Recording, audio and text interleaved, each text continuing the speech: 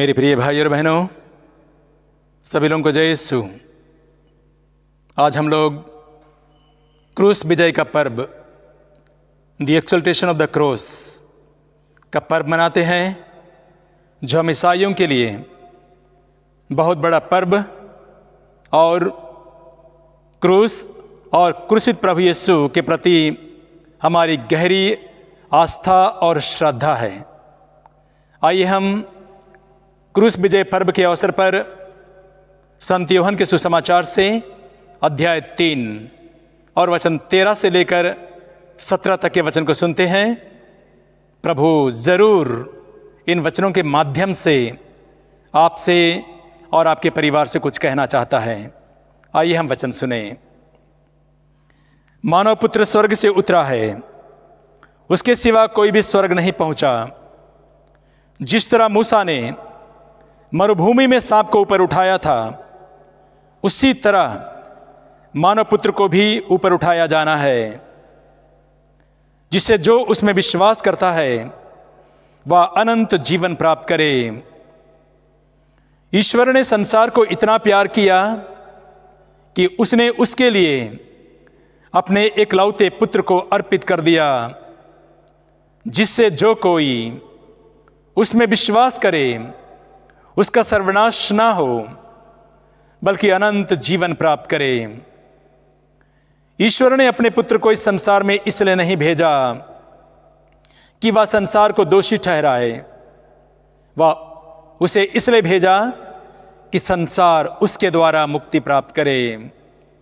Hallelujah, hallelujah. आइए हम एक छोटा सा गीत गाते हैं। यीशु मेरे या, यीशु मेरे या, यीशु मेरे या, यीशु मेरे या, यीशु मेरे या, यीशु मेरे या। सुना है मेरा मन, सुना मेरा मन, सुना है मेरा मन, सुना मेरा मन। यीशु मेरे या, यीशु मेरे या, यीशु मेरे या। प्यासा है मेरा मन, प्यासा मेरा मन, प्यासा है मेरा मन, प्यासा मेरा मन। यीशु मेरे आ, यीशु मेरे आ, यीशु मेरे आ, यीशु मेरे आ, यीशु मेरे या, यीशु मेरे या। मेरे प्रिय भाई और बहनों, जब हम लोग क्रूस विजय का पर्व मनाते हैं 14 तारीख को, तो हम गुड फ्राइडे के दिन में हम ये देखते हैं कि हमारे पल्लियों में पल्ली पुरोहित के द्वारा क्रूस उतारा जाता है और क्रूस पर से बैगनी वस्त्र उतारे जाते हैं। जब उसकी आराधना होती है तब बैगनी वस्त्र उतारा जाता है और बैगनी वस्त्र उतार कर पल्ली पुरोहित बड़े ऊंचे स्वर से एक घोषणा करता है। वो कहता है, क्रूस के काट को देखो, जिस पर संसार का मुक्तिदाता टंगा था। और पब्लिक उत्तर देते हुए कहती है, आओ हम उसकी उपासना करें।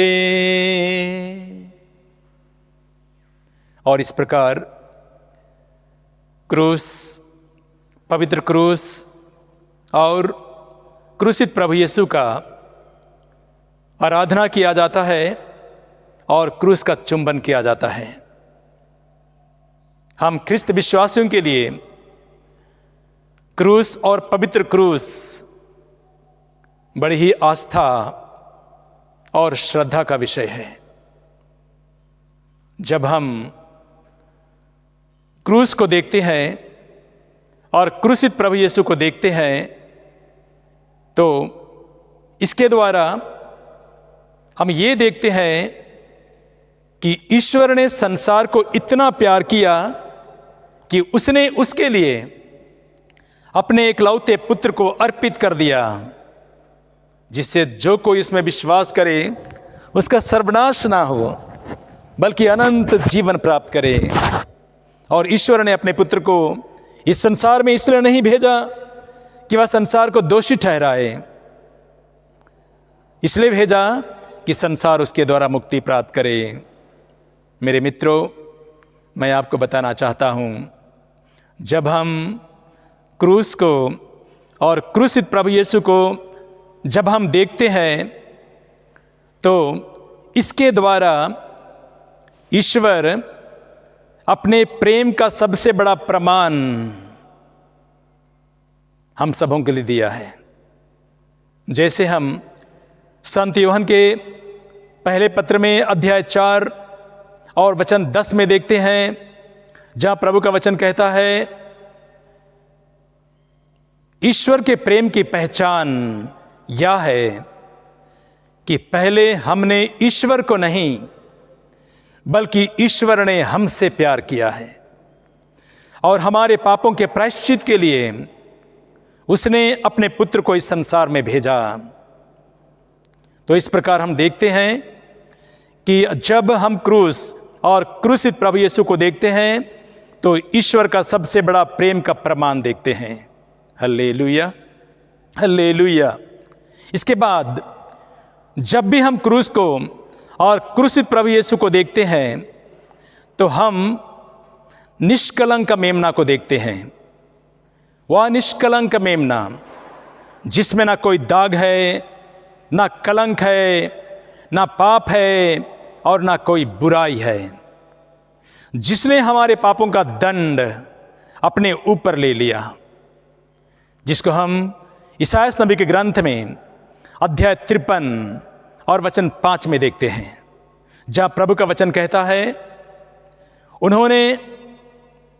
वह हमारे पापों के कारण छेदित किया गया, हमारे कुकर्मों के कारण वह कुचल दिया गया, जो दंड वह भोगता था उसके द्वारा हमें शांति मिली है, उसके घावों द्वारा हम भले चंगे हो गए हैं। तो प्रभु यीशु एक निष्कलंक मेमना है, हमारे पापों का दंड अपने ऊपर ले लिया। मेरे प्रिय भाई और बहनों, हम ईसाई लोग जब भी क्रूस को देखते हैं और क्रूसित प्रभु यीशु को देखते हैं तो हम एक होम बलिदान को देखते हैं, एक ऐसा होम बलिदान जिसमें प्रभु यीशु अपने शरीर का बलिदान, अपने आत्मा का बलिदान और अपने इच्छा समर्पण का बलिदान पिता परमेश्वर को अर्पित किया। और ये होम बलिदान, इसके द्वारा हम देखते हैं जो इब्रानियों के पत्र में लिखा है अध्याय 10 में और वचन 4 से लेकर 7 तक के वचनों में लिखा है, जहां वचन कहता है, सांडों और बकरों का रक्त हमारे पापों को हर नहीं सकता। इसलिए ईसा मसीह इस संसार में आकर उन्होंने कहा, तूने ना तो यज्ञ चाहा और ना चढ़ावा, बल्कि तूने मेरे लिए एक शरीर तैयार किया है। तू ना तो होम से प्रसन्न हुआ और ना प्रायश्चित के बलिदान से। इसलिए मैंने कहा, पिता, मैं तेरी इच्छा पूरी करने आया हूं। और प्रभु यीशु इस प्रकार एक होम बलिदान, उस क्रूस बलिदान में पिता को अर्पित करते हैं, क्योंकि कोई भी होम बलिदान जो हम अपने लिए करते हैं, अपने परिवार के लिए करते हैं, हमारे पूर्वजों के लिए करते हैं, कोई भी यज्ञ, कोई भी बलिदान, सांडों और बकरों का रक्त हमारे पापों को हर नहीं सकता है। इसीलिए इब्रानियों के पत्र में हम देखेंगे अध्याय 9 में और वचन 12 में लिखा है, उन्होंने बकरों तथा बछड़ों का नहीं, वचन कहता है, उन्होंने बकरों तथा बछड़ों का नहीं बल्कि अपना रक्त लेकर एक ही बार परम पावन स्थान में प्रवेश किया और सदा सर्वदा बना रहने वाला उद्धार प्राप्त किया। देखिए, क्योंकि केवल प्रभु यीशु के निष्कलंक बलिदान, जिसमें ना कोई दाग है, ना कलंक है, ना कोई पाप है, ऐसा होम बलिदान प्रभु यीशु ने अपनी इच्छा का समर्पण का बलिदान, आत्मा का बलिदान, अपने शरीर का बलिदान पिता को अर्पित किया और पिता ने उस बलिदान को दुनिया की मुक्ति के लिए स्वीकार किया। यह है क्रूस बलिदान। इसीलिए हम ईसाई लोग क्रूस को और क्रूसित प्रभु यीशु को बड़ी ही आस्था और बड़ी श्रद्धा भक्ति से हम उसका नमन करते हैं, क्रूस का चुंबन करते हैं। Hallelujah, hallelujah, hallelujah. मेरे प्रिय भाइयों और बहनों, मैंने कुछ दिन पहले छत्तीसगढ़ में एक विधायक को अपने भाषण में यह कहते हुए सुना था, जो यह कह रहा था कि ईसाइयों का भगवान जिसको मारा गया, लहूलुहान किया गया, लकड़ी के क्रूस पर मार डाला गया, जब वह अपने आप को बचा नहीं पाया तो क्या वह हमको बचाएगा? इस प्रकार उन्होंने पवित्र क्रूस और प्रभु यीशु के क्रूस मरण पर इस प्रकार टीका टिप्पणी और अभद्र शब्दों का इस्तेमाल किया।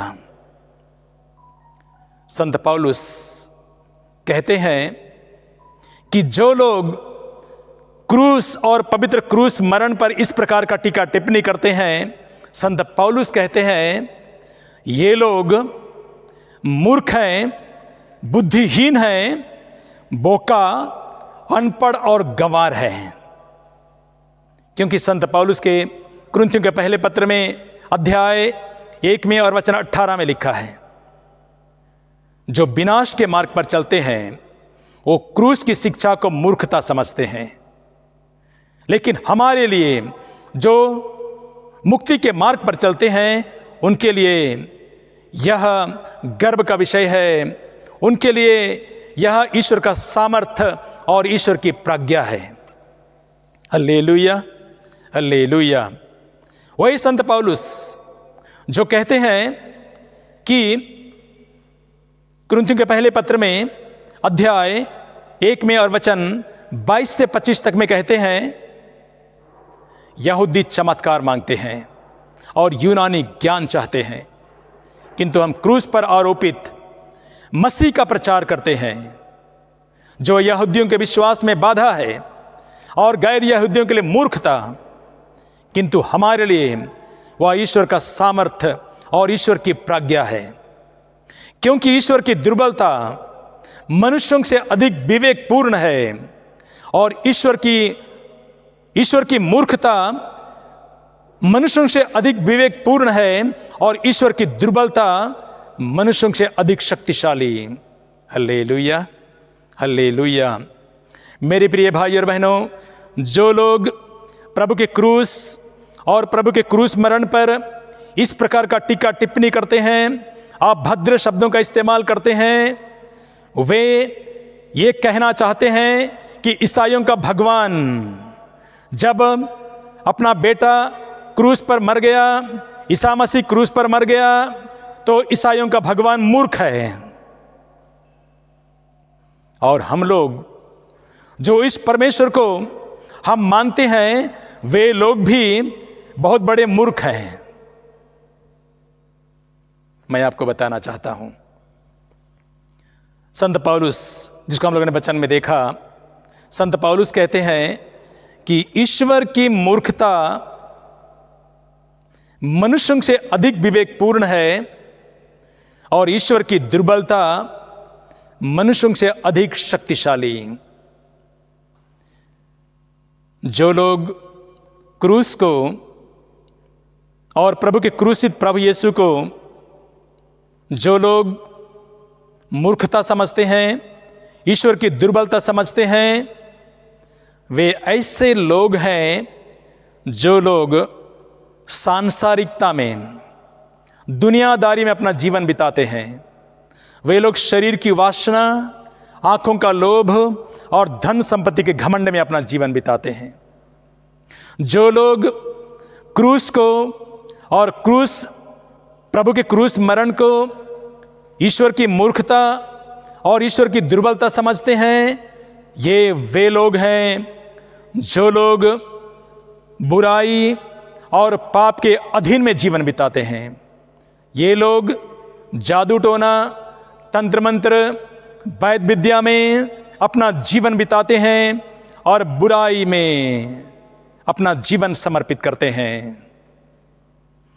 जो लोग प्रभु के क्रूस और प्रभु के क्रूस मरण को ईश्वर की मूर्खता और ईश्वर की दुर्बलता समझते हैं, ये वे लोग हैं जो लोग शैतान के अधीन हैं, हत्या करते हैं, बलात्कार करते हैं, दूसरों का जीवन बर्बाद करते हैं, अन्याय और अत्याचार करते हैं, झूठी गवाही देते हैं और बुराई में जीवन बिताते हैं।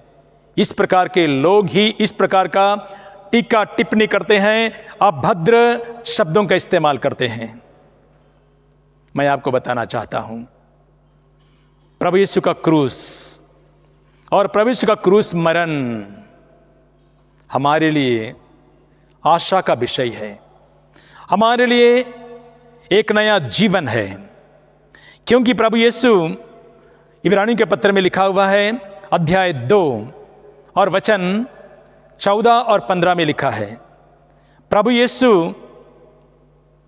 इस संसार में आए और अपनी मृत्यु द्वारा मृत्यु पर अधिकार रखने वाले शैतान को नष्ट किया और दास्ता में जीवन बिताने वाले लोगों को मृत्यु के भय से मुक्त कर दिया। मेरे मित्रों, हमारे लिए क्रूस और क्रूसित प्रभु यीशु गर्व का विषय इसलिए है और वह हमारे लिए एक नया जीवन का प्रतीक इसलिए है क्योंकि प्रभु यीशु ने, उन्होंने कहा था संत यूहन्ना के सुसमाचार में अध्याय 11 और वचन 24 में कहते हैं, जब तक गेहूं का दाना धरती पर गिरकर नहीं मर जाता तब तक वह अकेला रहता है और जब वो मर जाता है तो 100 गुना फल लाता है। इसीलिए प्रभु का क्रूस और क्रूस मरण हमारे एक नया जीवन का प्रतीक है। प्रभु का क्रूस मरण और क्रूसित प्रभु यीशु हमारे लिए एक मुक्ति का स्रोत है, क्योंकि प्रभु यीशु जब इस संसार में आए, मनुष्य का रूप धारण कर इस संसार में आए, मनुष्य बनकर जब इस संसार में आए, तो प्रभु यीशु मनुष्य भी है और ईश्वर भी है।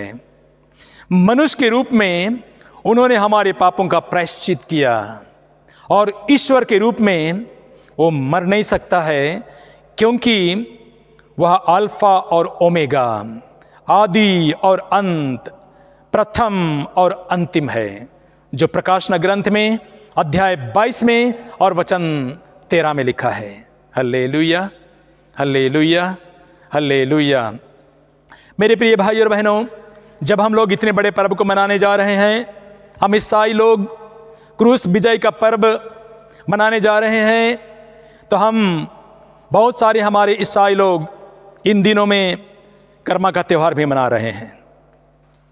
हमारे पूर्वजों के द्वारा चली आई इस कर्मा का त्यौहार हम लोग बड़े धूमधाम से मनाते हैं, लेकिन मैं आपको बताना चाहता हूँ हमारे पूर्वजों के द्वारा चली आई एक कर्मा का त्यौहार, जो करम डाली काटा जाता है, उसको लाया जाता है, उसको आंगन में गाड़ा जाता है और जवान लड़के लड़कियां उपवास करते हैं, चारों ओर नाचते हैं। इसलिए उपवास रखते हैं कि उनको एक अच्छा वर मिले, इसलिए उपवास रखते हैं कि उनको नौकरी मिले। और उसके बाद जब त्यौहार खत्म होता है तो उसको नदी में बहा दिया जाता है। संत पौलुस कुरिन्थियों के पहले पत्र में अध्याय 10 में कहते हैं, और वचन 20 से लेकर 21 तक में प्रभु का वचन कहता है। संत पौलुस हमें समझाते हुए कहते हैं, गैर यहूदियों के सभी बलिदान अब दूतों को चढ़ाए जाते हैं। गैर यहूदियों के सभी बलिदान अब दूतों को चढ़ाए जाते हैं। इसलिए आप प्रभु के बलिदान और अबदूतों के बलिदान दोनों में भाग नहीं ले सकते हैं। प्रभु का प्याला और अबदूतों का प्याला दोनों आप नहीं पी सकते हैं। प्रभु के भोज में और अबदूतों के भोज में आप दोनों के सहभागी नहीं हो सकते हैं।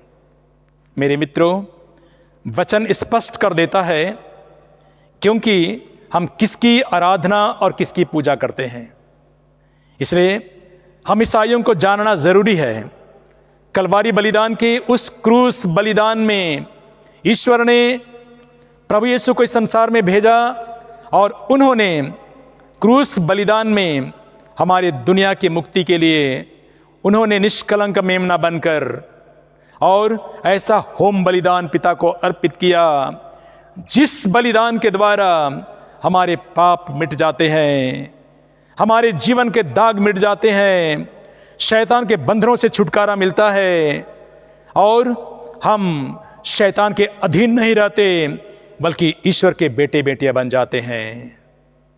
मेरे प्रिय भाई और बहनों, हम जब क्रूस विजय का पर्व मनाते हैं, इस क्रूस विजय पर्व के द्वारा ईश्वर आपको और आपके परिवार को, आपके परिवार के हर सदस्य को प्रभु आशीष दे। Hallelujah, hallelujah, hallelujah.